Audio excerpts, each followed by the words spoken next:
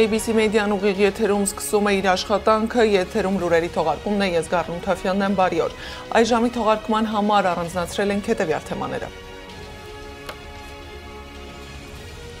Նոր սերնդի զենքեր, սուվերենությունը պահելու համար, ռազմական բյուջե, պայմանագրային զինծառայողներ ու ռազմարդյունաբերություն, պաշտպանության նախարարի հարցազրույցի առանցքային կետերը։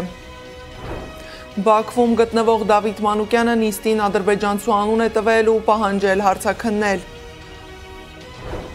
Հարցաքննությունների նոր ալիք հոգևորականների շրջանում, քանի հոգևորականի են հարցաքննության կանչել։ 58 կողմ 11 դեմ շողակաթ հեռուստաընկերությունը կփակվի, ինչպես է արձագանքում փորձագիտական դաշտը։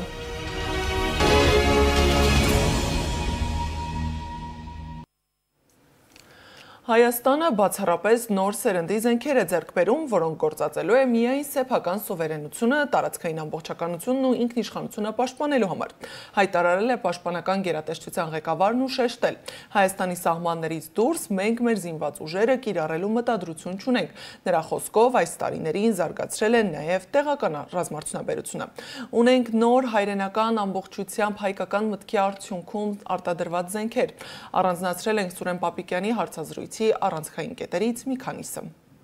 Պաշտպան հայրենիաց ծրագրով ծառայության է անցել 4217 պայմանագրային զինծառայող։ Ապահովել ենք վարժական հավաքների հավաքագրման 100%-անոց արդյունք։ Ամեն ինչ անցնում ենք, որ հավաքներն անցնեն հնարավորինս լավ պայմաններում։ Բանակում մահացությունների թիվը 2025 թվականից զգալիորեն նվազել է։ Բանակում ծառայության վերաբերյալ 5 մահվան դեպք է գրանցել, որից մեկը կայծակի հարվածից, մեկը հոսանքահարման, երկուսը առողջական խնդիրների պատճառով եւ մեկը ցավոք ինքնասպանության։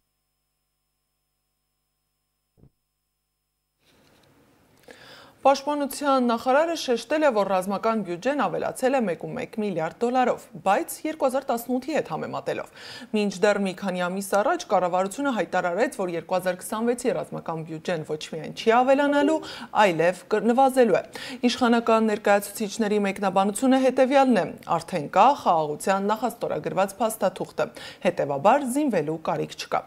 Իմ գործընկեր Անի Աբաղյանը դեռևս ամիսներ առաջ, երբ նոր էին հայտարարել ռազմական ծախսերի կրճատման մասին, անդրադարձել էր թեմային, զրուցել փորձագետների հետ։ Պաշտպանության նախարարությունը բյուջեն կրճատում է, փոխարենն ավելացնում են վարչապետի աշխատակազմի բյուջեն։ Բյուջեի վերաբաշխումը պայմանավորված է տնտեսական հաշվարկներով, թե քաղաքական առաջնահերթություններով։ Դիտենք ռեպորտաժը։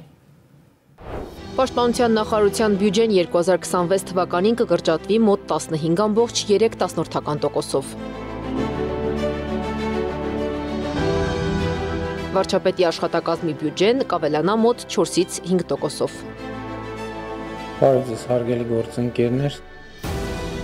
Կառավարությունից չեն մեկնաբանում, ինչու է նման վերաբաշխում եղել։ Տնտեսագետ Գագիկ Մակարյանը կարծում է, 2026-ին երկրում 2 ֆորում է կազմակերպվելու, որի հարցերով զբաղվելու է վարչապետի աշխատակազմն ու գումարը հավանաբար դրա համար է ավելացվել, իսկ պաշտպանության նախարարությունից կրճատել են դեպի խաղաղության տանող ճանապարհի համար։ Խաղաղության կոնտեքստում հնարավոր է, որ սա նաև արվում է նրա համար, որ ավելի բարյացկամ մենք վերաբերմունք ունենանք հարևան երկրների, որոշ երկրների կողմից դեպի մեզ։ Այսինքն մենք ցույց ենք տալիս, որ մենք նպատակներ չունենք, որ մենք հարձակողական չենք, որ մենք մեր բյուջեն նույնիսկ արդեն նվազեցնում ենք, հավատալով, վստահելով, որ խաղաղության գործառույթները տեղի ունենալու են։ Մակարյանը կարծում է, պաշտպանության նախարարության բյուջեից չոր հաշվարկով մեծ փողեր չեն պակասում։ Բացի այդ, պատճառը կարող է շրջանառության մեջ դրված օրենքը լինել, ծառայությունը 1.5 տարի դարձնելու մասին։ Օրենքը ուժի մեջ չի մտել, հետևաբար դա լուրջ պատճառ չէ, նշում է Էլինար Վարդանյանը։ Նա այլ մտահոգություն ունի, ինչու են կրճատում պաշտպանության նախարարության բյուջեն ու խոսում պայմանագրային զինծառայողների թիվը մեծացնելու մասին։ Ռազմական ծախսերի կրճատումը բացառապես ուրեմն Ադրբեջանի հերթական պահանջը բավարարելուն է ուղղված, որովհետև մենք տեսել ենք Ադրբեջանի հռետորաբանության մեջ այդպիսի պահանջ բազմիցս, եւ սա ուրեմն հերթական քայլն է բավարարելու Ադրբեջանի ցանկությունները եւ Ադրբեջանի ձգտումները։ Ինչ վերաբերում է արդեն վարչապետի աշխատակազմին տրամադրվող գումարը, եթե չեմ սխալվում, 1.5 միլիարդի մասին է խոսքը, ինչը բավականին մեծ գումար է, եւ այնտեղ հսկայական գումար տրամադրվում է այդ ամառանոցների ծախսերին, ընդ որում դրանք էլ գիտեք, որ սովորաբար գաղտնի են պահում եւ մեզ այդ համար այդպես էլ հասանելի չի լինում, թե կոնկրետ ինչի վրա է ծախսվել, բայց սա վերաբերմունք է։ Հասկանում եք, սա վերաբերմունք է Հայաստանի Հանրապետության քաղաքացիների հանդեպ։ Իդեպ Ադրբեջանը 4%-ով ավելացրել է Պաշտպանության նախարարության բյուջեն։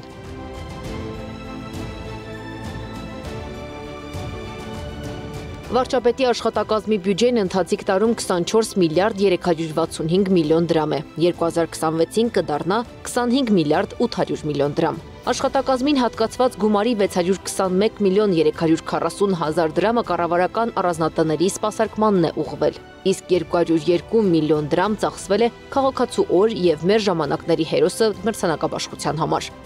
Շնորհակալություն ենք հայտնում ձեզ։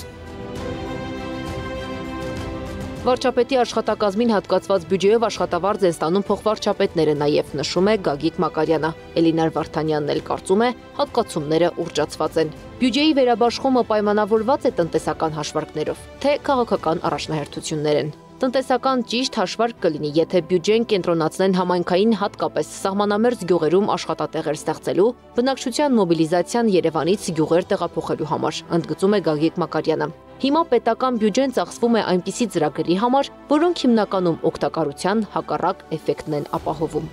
2026 թվականի բյուջեով նվազելու են նախագահի աշխատակազմի եւ ազգային ժողովի բյուջեն, իսկ ազգային ժողովի ընտրության եւ սահմանադրական փոփոխությունների հանրաքվեի անցկացման համար նախատեսվում է ծախսել 4 միլիարդ 451 միլիոն դրամ։ Պետական բյուջեի ծախսերը 2026-ին 3 տրիլիոն 628 միլիարդ դրամ է, բյուջեի պակասուրդը 537 միլիարդ դրամ։ Այսինքն պետությունը ծախսում է ավելի շատ, քան վաստակում, բայց հանրապետությունում ֆեստիվալների, միջոցառումների պակաս չի զգացվում։ Դրան զուգահեռ արտաքին պարտքի պակաս եւս չի զգացվում եւ չի զգացվի առաջիկա տարիներին։ Անի Աբաղյան, Նոնա Գևորգյան, ABC Media։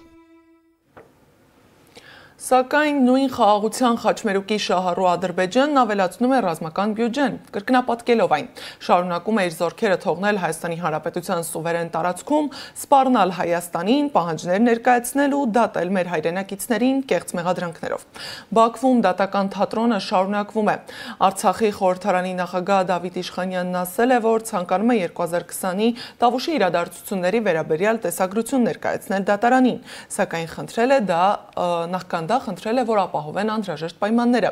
այն իր փաստաբանի հետ դիտելու համար։ Դատավորն ասել է, որ այդ հնարավորություն կտան նիստի ընդմիջման ժամանակ։ Արցախի պաշտպանության բանակի հրամանատարի նախկին տեղակալ Դավիթ Մանուկյանն էլ ըստ ադրբեջանական լրատվամիջոցների միջնորդություն է ներկայացրել, խնդրելով որպես վկա դատարան կանչել Հայաստանում ծնված եւ այնտեղ բնակվող Կնյազ անունով մի ադրբեջանցու։ Մանուկյանն ասել է, որ նրա ազգանունը չի հիշում, գիտի միայն, որ Կնյազն աշխատում է Մասիսի Սայաթ Նովա գյուղի գունավոր մետաղների վերամշակման գործարանում։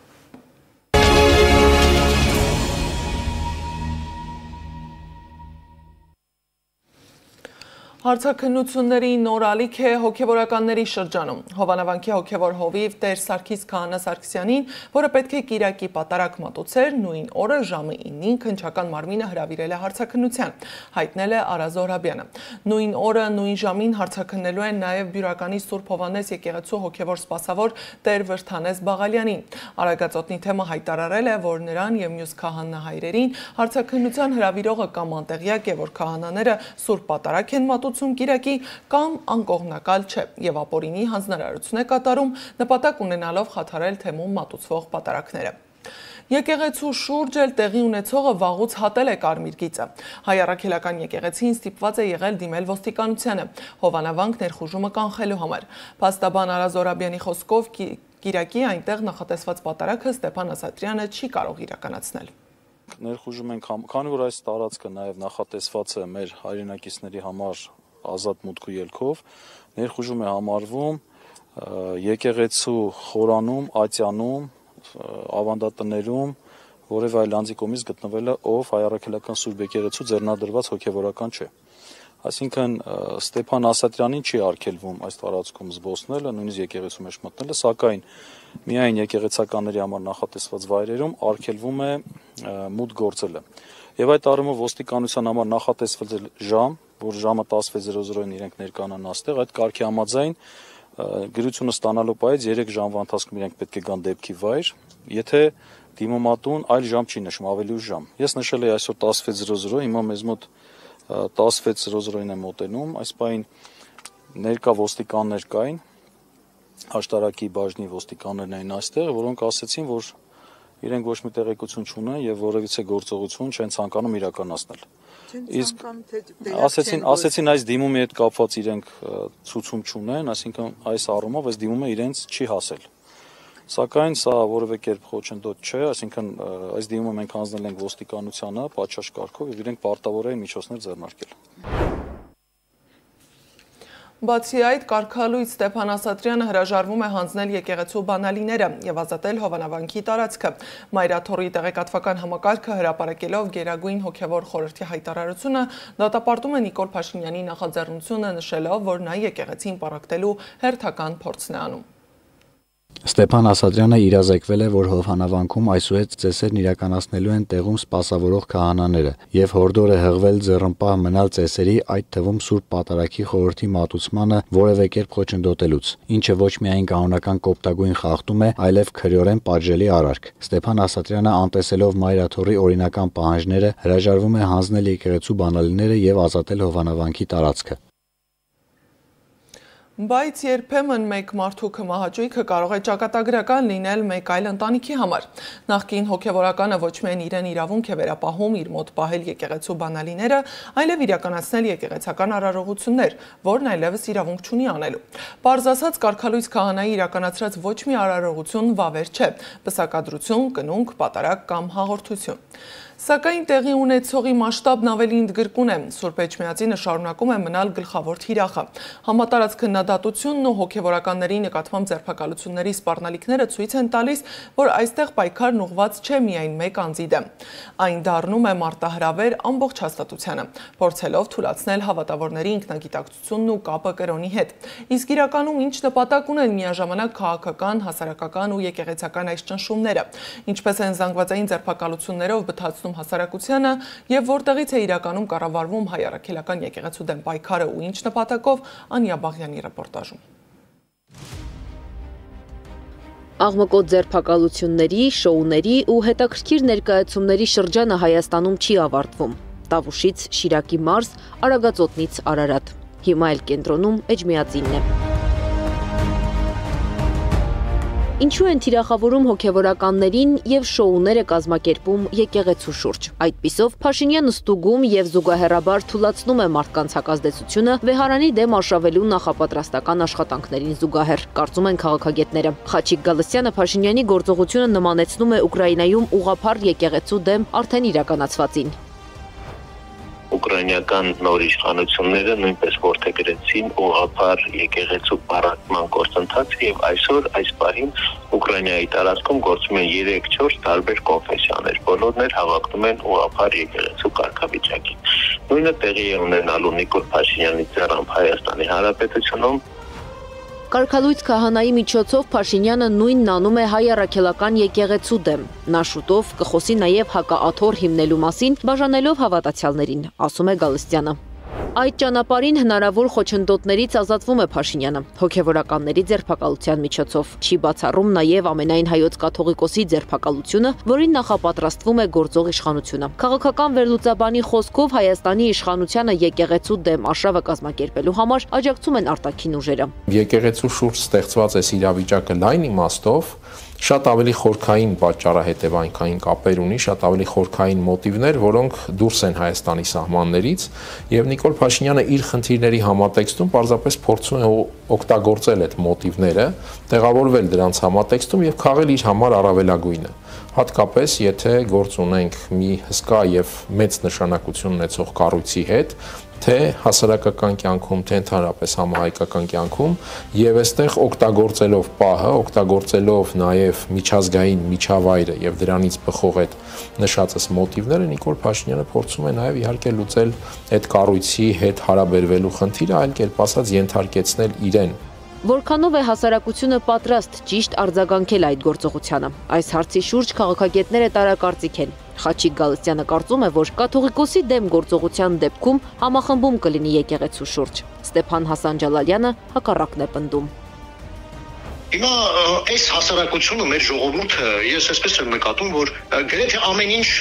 կուլ է տալիս, ճակերտավոր ասեմ, Նիկոլ Փաշինյանի կողմից իրականացվող ուրեմն ապազգային քայլ, գրեթե բոլոր քայլերը կուլ է տալիս։ Այդ թվում եւ գլխավորապես Արցախի հանձնումը թշնամուն, Արցախի ճանաչումը թշնամու կազմավորման կազմում։ Հիմա ես կդժվարանամ ասել կաթողիկոսի ձերբակալության բարագային մեր ժողովուրդը բուրըն ընդվզում կցուցաբերի թե չէ։ Գուցե եւ ինչ որ մի մասը, մի փոքր մասը այո, հակազդեցություն ունենա, ինչ որ բան անի։ Փաշինյանը դեռ 2024-ին գործակալ համարեց Բագրատ arczepiskopos Գալստանյանին, ինչը հերքեց ազգային անվտանգության ծառայությունը։ Հիմա էլ Նախիջևանի թեմի առաջնորդին է նույն մեղադրանքն ուղղում։ Եկեղեցու կանոնակարգ օրենքով կարգալույց քահանային աջակցում ու պատարագին ներկայանալու խոստում է տալիս։ Զուգահեռ հայտարարում, որ իր պայքարը ոչ թե եկեղեցու դեմ է, այլ անձի, բայց որ անձի։ Փաստացի Փաշինյանը ոչ թե մեկ անձի, այլ եկեղեցում կշիռ ու դիրք ունեցող անձանց դեմ է պայքարում, այդպիսով թուլացնելով եկեղեցու դիրքերը։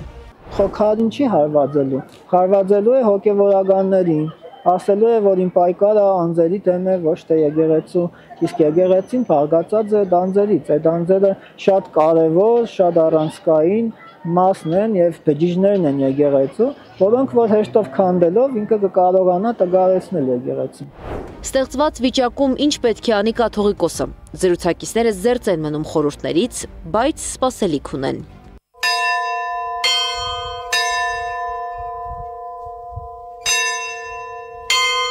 Եկեղեցիների զանգերն այս օրերին ոչ միայն աղոթքի, այլ զգուշացման ձայն ունեն։ Երբ հավատը դառնում է քննադատության թիրախ, փորձության տակ է դրվում ոչ միայն հոգևորականը, այլ հավատացողը։ Անիա Բաղյան, Մհեր Դավթյան, Անդրանիկ Մանսուրյան, ABC Media։ Իսկ խորհրդարանի հերթական որոշումը փորձագիտական դաշտը դիտարկում է որպես հերթական հարված ուղղված եկեղեցուն։ 58 կողմ 11 դեմ ձայնով ազգային ժողովն ընդունել է շողակաթ հեռուստաընկերությունը փակելու նախագիծն ամբողջությամբ։ Նախագծի հեղինակներն են ԿՊԽ խմբակցության պատգամավորներ Թագուհի Ղազարյանն ու Սիսակ Գաբրիելյանը։ Հիշեցնեմ, պատգամավորներն առաջարկում են կրճատել հանրային կարգավիճակ ունեցող հեռուստաալիքների թիվը 3-ից դարձնելով 2։ Հանրային 3 ալիքներն են առաջին ալիքը, որպես հիմնական հեռարձակող, հոգևոր մշակութային շողակաթը եւ լուրեր լրատվական ալիքը։ Շողակաթ հեռուստաընկերությունը փակելու նպատակը եկեղեցու բովանդակային ապամոնտաժումն է, վստահ է Վահե Դավթյանը։ Եթե խնդիրը միայն անձը լիներ, ապա հասցվող հարվածներն ուղղված չէին լինի ինստիտուտների ապամոնտաժմանը։ Մինչդեռ այսօր հարվածը հասցվում է հենց համակարգին, եկեղեցուն, որպես հայ ժողովրդի հոգևոր ինքնիշխանության վերջին ամրոց, գրել է փորձագետը։ Խորքային մակարդակում մենք ականատես ենք կրոն աշխարհաքաղաքական վերաձևման փորձի։ Հայաստանը վերածվում է փորձադաշտի, որտեղ քրիստոնեական ինքնության թուլացման գործընթացն իրականացվում է խաղաղության եւ հանդուրժողականության կարգախոսների ներքո։ Իրականում սա նոր գաղափարական ինժեներիա է, ուղղված ազգային պետականության հոգեվոր հիմքերի մաշեցմանը։ Այս գործընթացում երևում է Դոստոևսկու դևերում հանգամանորեն ներկայացված այն վարքաբանությունը, որում ազատությունը վերածվում է հոգեվոր քայքայման գործիքի, վարակելով հավատը կասկածով, բարոյականությունը գաղափարախոսությամբ, ծառայությունը մոդեռնիստական պսևդոռեֆորմիզմով։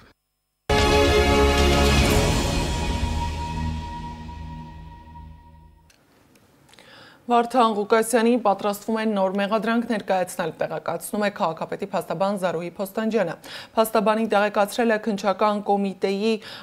քննիչ Գագիկ Առաքելյանը։ Փոստանջյանի խոսքով դեռևս հայտնի չէ, թե ինչ հոդվածով են մեղադրելու, բայց զգուշացրել է քննչական կոմիտեի քննիչներին իր վստահորդի հետ առանց իրեն ու իր պաշտպանների ներկայությամբ որևէ գործողություն անելը համարելու են բռնաճնշում Գյումրիի քաղաքապետի նկատմամբ։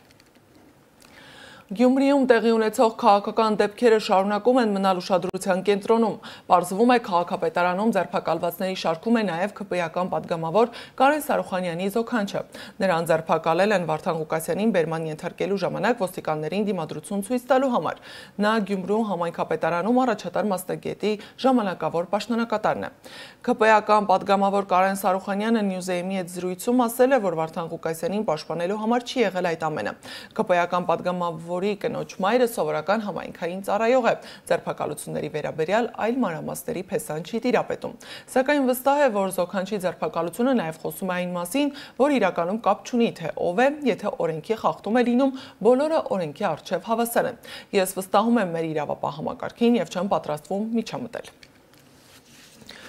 Հիվանդանոցում մահացել է ՀՅԴ բյուրոյի նախկին ներկայացուցիչ Հրանտ Մարգարյանի որդին Մխիթար Մարգարյանը։ Հիշեցնեմ, որ Մխիթարին 3 հրազենային վնասվածքով տեղափոխել էին հիվանդանոց ծայրահեղ ծանր վիճակով։ Հրանտ Մարգարյանի որդու Մխիթար Մարգարյանի մահվան դեպքի առթիվ քննչական կոմիտեն հարուցել է քրեական վարույթ ինքնասպանության հասցնելու փորձի հատկանիշներով։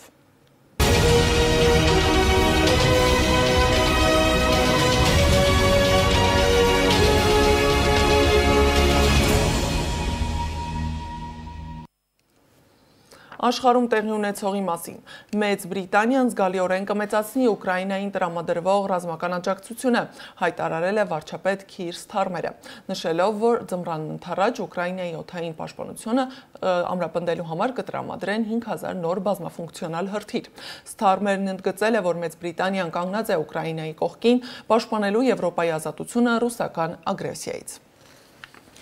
Թուրքիան 13 տարի անց Դամասկոսում դեսպան է նշանակել։ Թուրքիայի փոխարտգործնախարար Նուհ Ելմազը կդառնա Սիրիայում հանրապետության արտակարգ եւ լիազոր դեսպանը։ Հիշեցնեմ, որ 2012-ի մարտին Դամասկոսում փակվել էր թուրքական դեսպանատունը, որն իր գործունեությունը սկսել է միայն անցած տարվա դեկտեմբերին, երբ Սիրիայում փոխվեց իշխանությունը։ Միջազգային մյուս լուրերը մեկ ռեպորտաժում։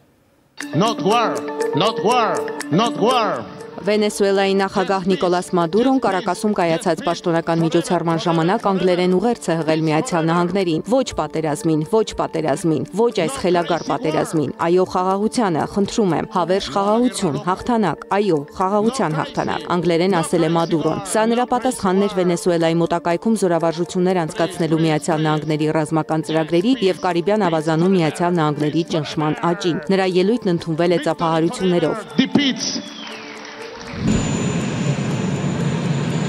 Թրամփը մեկնել է Ասիա, նա այնտեղ կանցկացնի 1 շաբաթ, կայցելի Մալայզիա, Ճապոնիա եւ Հարավային Կորեա, որտեղ կհանդիպի իր չինացի գործընկեր Սի Ցինփինի հետ։ Թրամփը հայտարարել է, որ Ցինփինի հետ նախատեսում է քննարկել նաեւ ուկրաինական պատերազմի կարգավորման հարցը եւ այդ հարցում ակնկալում է Պեկինի օգնությունը։ Միացյալ Նահանգների առաջնորդը հայտարարել է նաեւ ասիական շրջագայության շրջանակում Կիմ Չեն Ընի հետ հանդիպելու պատրաստակամության մասին։ Թուրքիան իր տարածքն է առաջարկում Պուտին-Թրամփ հնարավոր հանդիպման անցկացման համար։ Մենք պատրաստ ենք ցանկացած պահի հյուրընկալել նման հանդիպում, հայտարարել է Ռեջեփ Թայիփ Էրդողանը։ Թուրքիայի առաջնորդն ափսոսանք է հայտնել, որ Բուդապեշտում Թրամփ-Պուտին հանդիպումը չեղարկվել է։ Նա նշել է, որ Անկարան ցանկացած երկխոսություն օգտակար է համարում Ուկրաինայում հակամարտության դադարեցման համար։ Միացյալ Նահանգների փոխնախագահ Ջեյ Վենսն իր երախտագիտությունն է հայտնել հայ, հույն եւ կաթոլիկ քահանաներին Սուրբ Հարության տաճարի մասին հոգտանելու համար։ Ինչպիսի օրհնություն էր այցելել Քրիստոսի մահվան եւ հարության վայրը։ Ես անչափ շնորհակալ եմ հույն, հայ եւ կաթոլիկ քահանաներին, որոնք հոգ են տանում այս Սուրբ վայրի մասին, գրել է Միացյալ Նահանգների փոխնախագահը։ Հիշեցնենք, որ օրերս Վենսն իր տիկնոջ հետ այցելել էր Երուսաղեմի Սուրբ Հարության տաճար եւ տաճարի հայկական բաժին։ Երբ անհրաժեշտ է արագ շարժվել, օգտվեք մեր սանդուղքներից։ Լուվրի կողոպուտին մեղսակից գերմանական ընկերությունը գողության այս դեպքը վերածել է մարքեթինգային քայլի։ Մասնավորապես Լուվրի թանգարանի աղմկոտ կողոպուտին պատահաբար մեղսակից է դարձել սանդուղք արտադրող գերմանական Բյոքեր ընկերությունը։ Հենց ընկերության արտադրած սանդուղքով են գողերը բարձրացել վերև եւ պատուհանից մտել Ապոլոն պատկերասրահ։ Նկատելով, որ իրենց արտադրած սանդուղքն է օգտագործվել կողոպուտի ժամանակ, դեպքից 1 օր անց Բյոքերը միջադեպին արձագանքել է հումորային գրառմամբ։